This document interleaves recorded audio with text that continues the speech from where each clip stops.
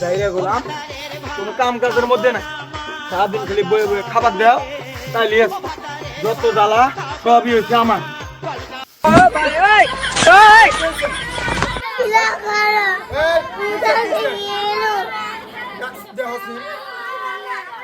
আইলো উত্তর পালগুলো আইলো জ্বালাবার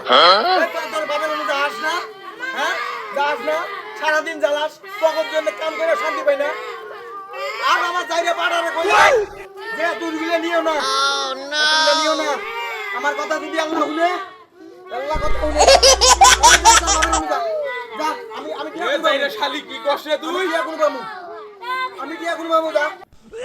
এ যাইরে শালি কি কস তোর বাবার আমি তো কথা দিয়ে নিয়ে আইছি